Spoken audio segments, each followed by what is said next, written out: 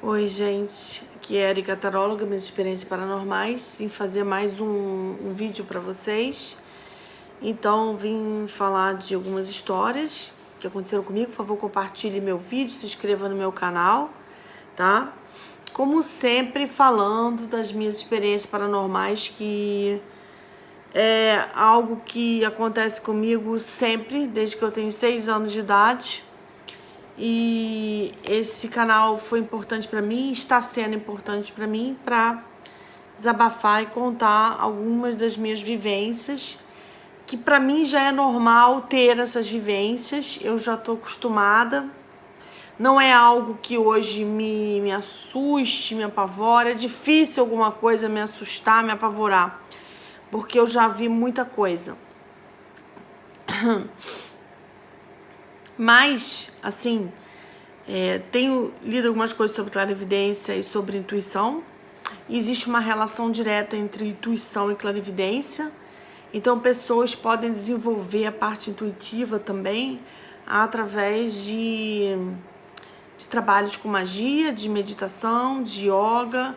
E você pode desenvolver determinados dons intuitivos. Só que as pessoas têm um bloqueio muito grande, porque a gente vive num mundo que a gente não aceita muito essa faculdade mediúnica, esse transe, essa vivência em outras dimensões, com outras presenças que não só são presenças físicas, materiais.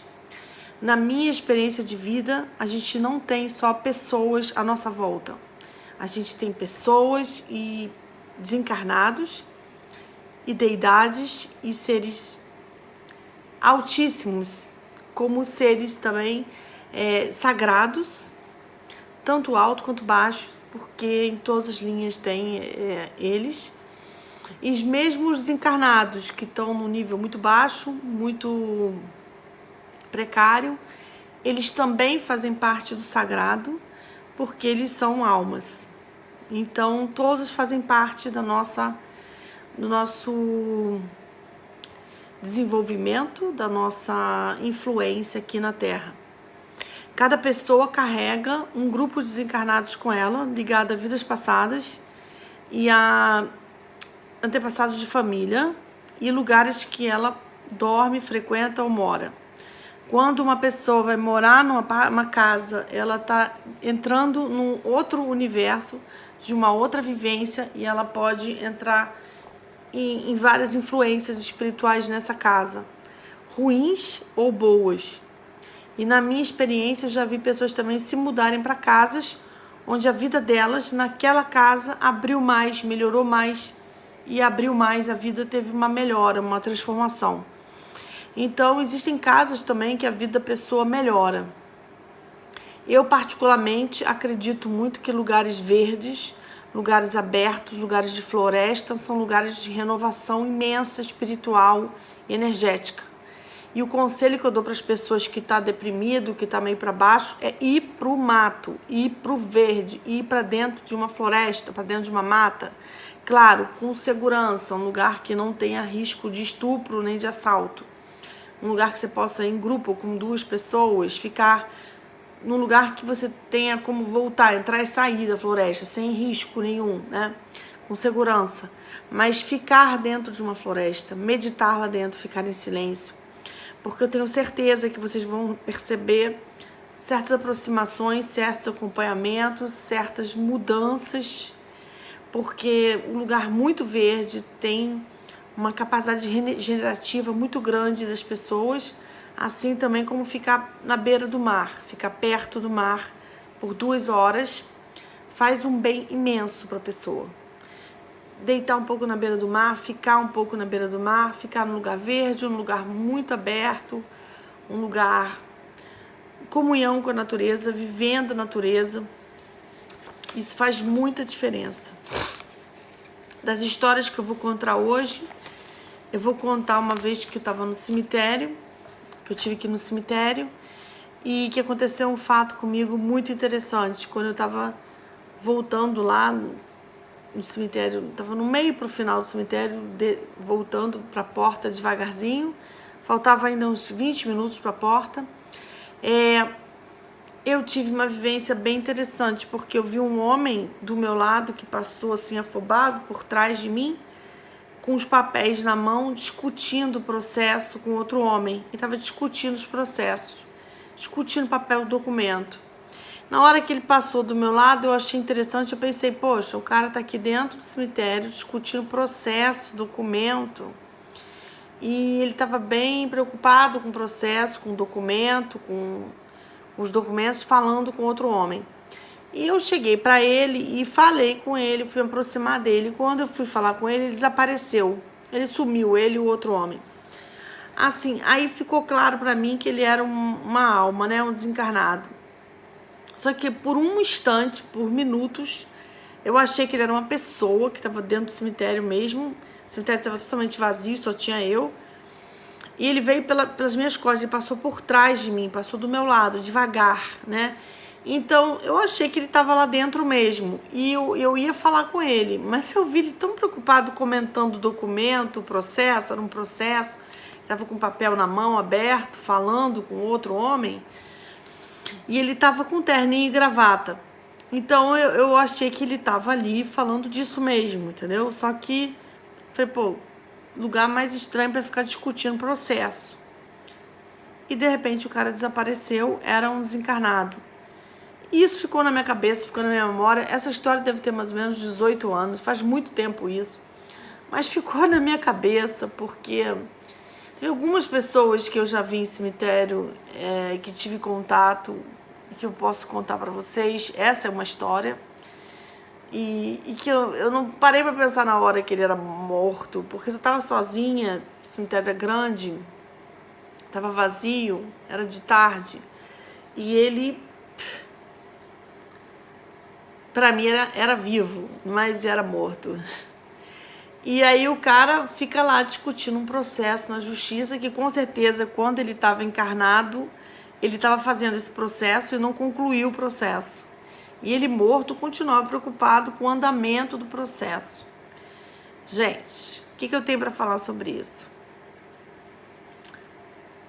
Que ele devia estar bem preocupado com isso mesmo. Devia ser uma coisa que ele estava ligado para terminar, tinha uma preocupação de resolver isso na matéria. Surreal.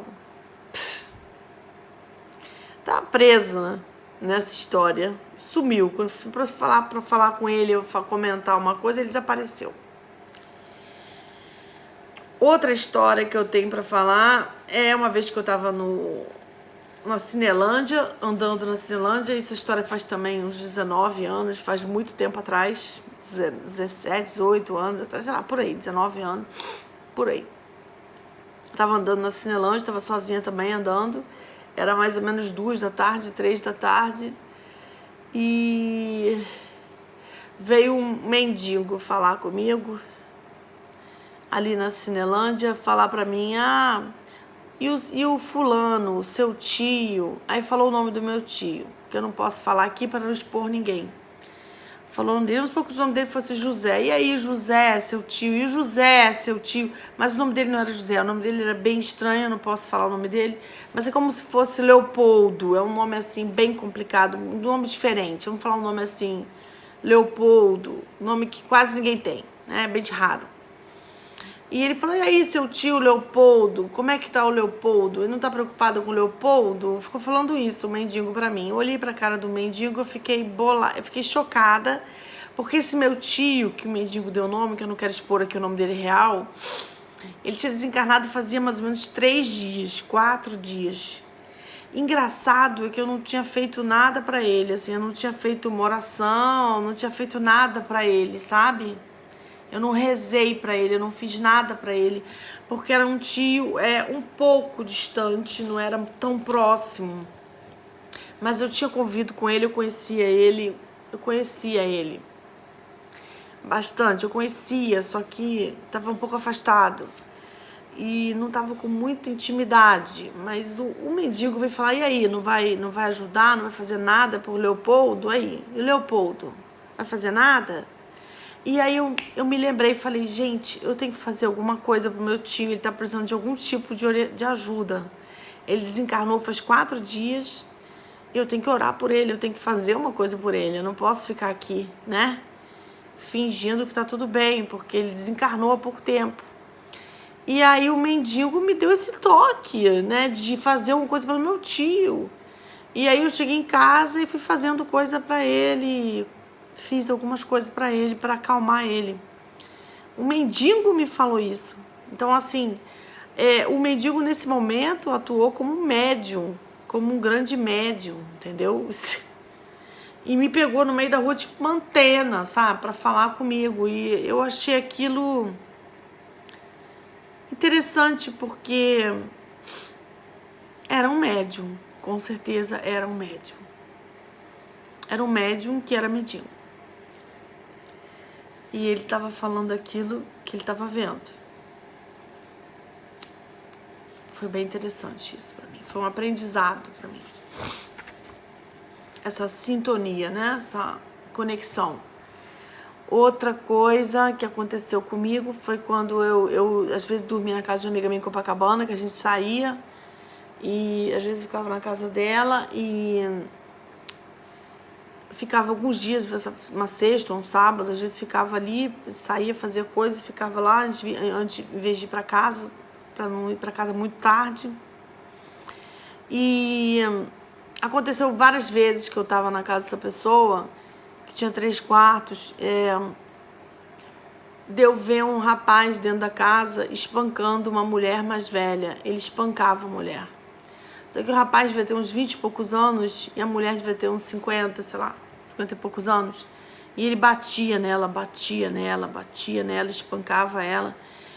E várias vezes que eu fiquei na casa dessa pessoa, durante mais ou menos 1 ano e meio, eu ficava lá às vezes, uns dias da semana, eu via a mesma cena de um rapaz de 20 e poucos anos espancando uma mulher de 50 e poucos. Eu vi ele espancando ela. Eu sempre via essa cena na casa. Eu via na sala, ou eu via no quarto, ou eu via na cozinha, ou eu via no corredor, mas eu sempre via. Era só eu relaxar que eu via essa cena. E aí um dia eu me toquei e falei assim, gente, por que aqui dentro eu fico vendo essa cena na minha frente? Mas é engraçado, eu não via, vou explicar pra vocês, eu não via o desencarnado, nem o morto. Era uma imagem, como se fosse um filme, sabe? E toda vez que eu tava naquela casa, eu sempre via essa cena como se fosse um filme que vinha pra minha cabeça. Vinha um filme na minha cabeça. Um filme. E aí, eu comecei a me tocar que esse filme não vinha à toa. Tinha algum motivo pra eu estar vendo esse filme. Porque eu me toquei que eu já tinha visto isso umas 4, 5 vezes. Aí eu conscientemente falei, eu vou dar uma olhada nisso. Aí eu falei com o porteiro. Cheguei pro porteiro e perguntei, vem cá, nesse apartamento que essa minha amiga mora, antes morava quem? Morava uma senhora e um rapaz? O porteiro falou, sim, morava uma senhora e um rapaz mais novo que era filho dela. E o rapaz era muito atormentado e ele era agressivo. E eles moravam no apartamento. E aí meio que respondeu a minha pergunta, entendeu? A mulher não estava morta, nem o filho dela estava morto.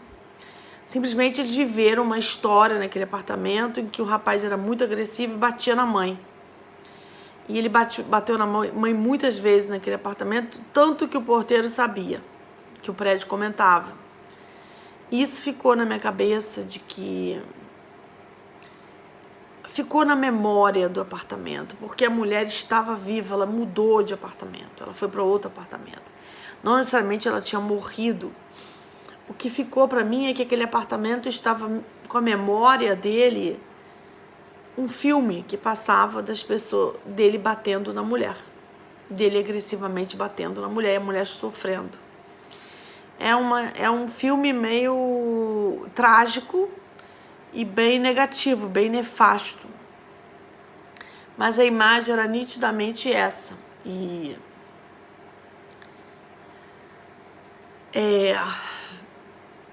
o que eu penso disso? Eu penso que eu, como sensitiva, às vezes eu tenho visão imediata, rápida, assim, eu tenho a visão, e às vezes aparece um filme pra mim.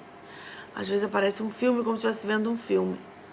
E nesse caso eu percebi que só de eu ficar no apartamento calma ali por algumas horas, tranquila, aparecia esse filme na minha cabeça.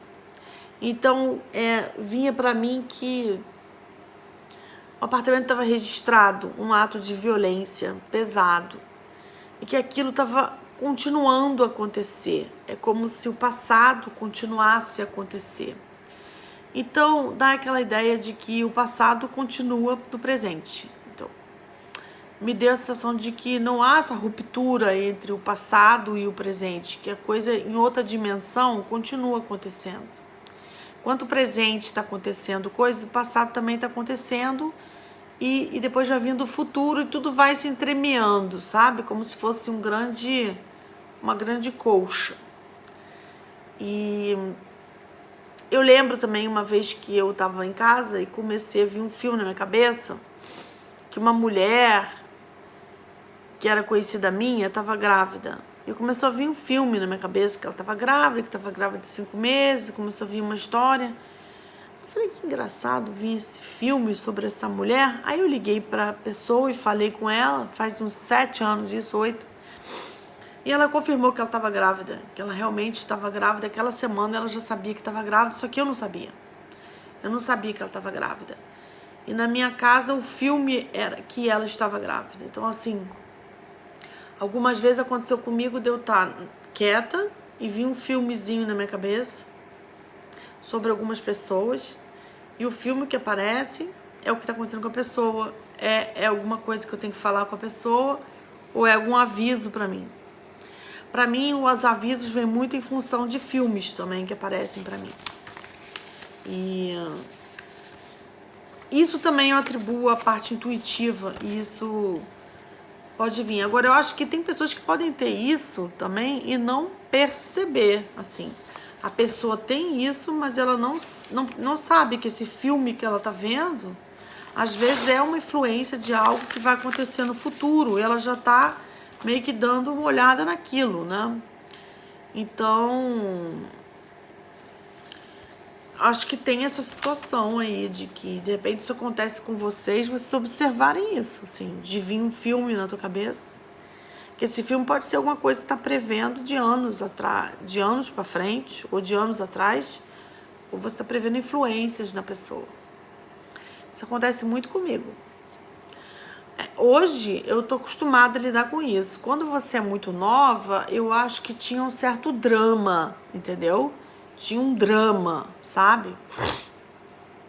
Mas, por exemplo, eu não gosto de atender pessoas e a pessoa fica assim, você é vidente, você vai começar a ver. Tipo assim, isso me irrita profundamente.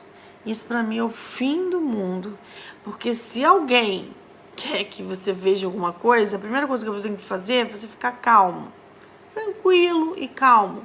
Porque é natural, é um dom natural. Se for uma coisa que tem que vir, vai vir. Vai vir porque é natural. Agora, essa ansiedade, esse desespero com vidência, eu saio correndo, eu falo com a pessoa, vou marcar outro dia. Tá desesperado? Vamos marcar outro dia. Porque pessoa desesperada com vidente não funciona. Eu prefiro marcar outro dia. Então, vai com outra pessoa, um dia você volta. Porque tem que estar um clima de paz, de equilíbrio, de tranquilidade, para você começar a ver os conteúdos, os registros. Não dá para ser no desespero, no choro, na gritaria, entendeu? Isso não é nada bom. O emocional atrapalha e esse nervosismo, essa angústia das pessoas, eu prefiro marcar outro dia. Porque isso atrapalha. Eu ficando calma, a coisa vem. O que tiver que vir, vem. A coisa vem o que tem que vir. E também tem história de um prédio que eu morava no Rio de Janeiro, no Catete.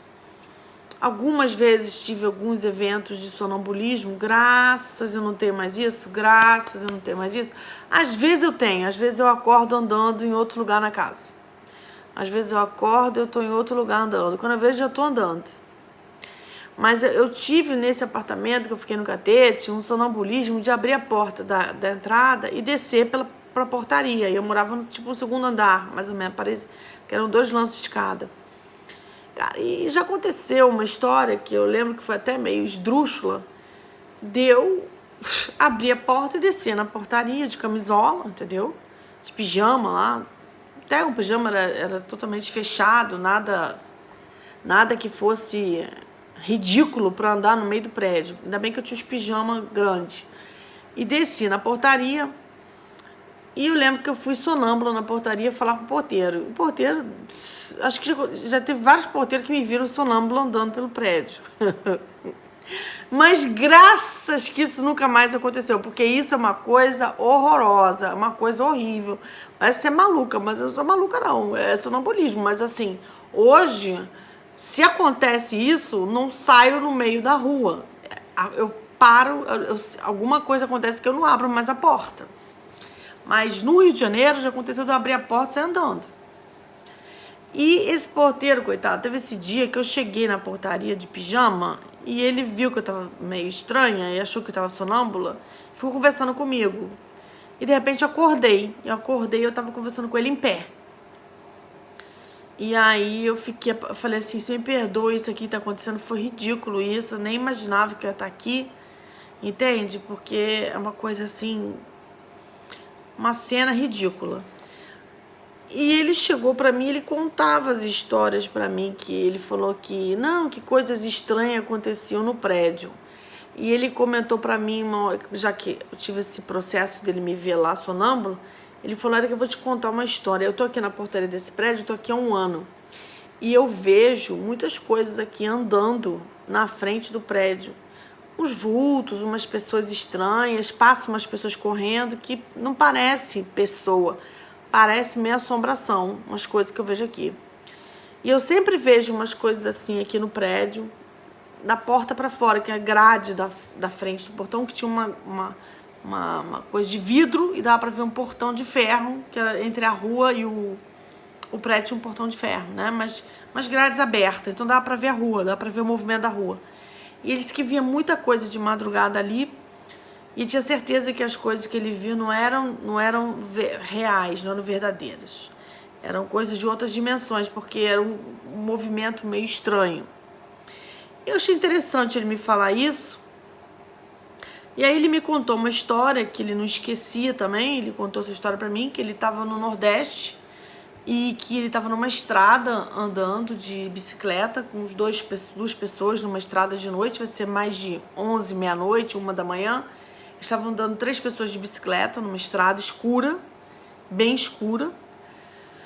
E tinha um portão, assim, que eles passavam para ir para... A estrada passava por um portão que dava para uma outra parte ali da estrada, que eles iam até chegar na cidadezinha que eles ficavam. Era uma estrada antes da cidade. E eles estavam de madrugada, de bicicleta, nessa estrada, que era uma estrada pequena, uma estrada de terra. E ele falou que apareceu um cavaleiro de cavalo preto, um homem com roupa preta, que cumprimentou eles com chapéu, deu boa noite, continuou andando, só que eles ficaram gelados, eles ficaram apavorados, porque esse cavaleiro estava com uma roupa toda preta, com um cavalo preto, tinha um chapéu preto grande, ele cumprimentou eles, mas eles acharam a figura muito sinistra e não parecia uma pessoa. A roupa era muito imponente, uma roupa muito chique, sabe? Todo de preto. E até hoje ele não esquece que ele e as 2 pessoas que estavam com ele de bicicleta viram esse cavaleiro na estrada. E eu fico pensando que era realmente um espírito mesmo, uma deidade de outra dimensão que apareceu para eles, né? E não era humano também, porque eles acharam que o cara agiu de uma maneira assim meio sobrenatural mesmo, a maneira como ele cumprimentou, a maneira como ele passou, a roupa que ele tava, tudo era muito fantasmagórico. E ele não esquece essa história e para ele foi um trauma ter visto isso, eles ficaram muito mexidos com isso. Ainda mais o cara cumprimentar eles e olhar para eles com o chapéu e botar a mão no chapéu. Ele me contou que ele trabalha de madrugada e que ele continuava tendo essas vivências com coisas estranhas, sobrenaturais de madrugada no prédio. E também essa história foi interessante, eu não esqueço essa história. E o meu sonambulismo tá bem menor, né? Teve uma época que ficou muito ativado. Hoje eu acho que deu uma equilibrada. E eu também me cuido cada vez mais, então acho que sonambulismo tá ligado à mediunidade também, né? Vocês conhecem alguém que tem isso? Acho que existe uma associação entre sonambulismo e mediunidade. Se tiverem alguma história aí, vocês comentem sobre sonambulismo, que eu acho que é um assunto também que eu acho interessante. E eu vou trazendo histórias para vocês. Obrigada por me ouvirem. Eu vou trazer relato alguns dias. Estou preparando os relatos, os meus depoimentos. Está tudo guardado em umas folhas que eu vou escrevendo. Estou fazendo com mais calma. E a ideia é essa, né? A gente tentar ver essa influência do sobrenatural, que a gente chama, nas nossas vidas. Para algumas pessoas isso acontece a cada 3 anos, 2 anos, não o tempo todo. Para mim é o tempo todo. Para mim é sempre. E conforme eu puder, eu vou trazendo para vocês. Hoje eu estou conscientemente lidando com isso, estou totalmente consciente. E nos trabalhos também que eu faço ligado à linha de magia, eu me ponho totalmente consciente, em transe e lidando com esse sobrenatural conscientemente. Eu acho que essa atuação minha com magia, que era diferente dos trabalhos de candomblé, não tem nenhuma relação, mas isso também ajuda, porque faz você abrir o teu sensorial para lidar com o sagrado diretamente, que seria o interdimensional, o transe, e agora eu tô cada vez mais consciente com isso. E aí eu tô tendo cada vez mais experiências de outras dimensões. Pretendo trazer uma dessas experiências para vocês, porque eu tenho tido bastante. Mas eu estou trabalhando isso, né, com a linha de magia. Mas, obrigada, gente. Eu vou continuar trazendo meus casos e vamos continuar conversando. E se puder comentar sobre sonambulismo, eu acho interessante também. Obrigada. Se cuidem. Sempre. Obrigada.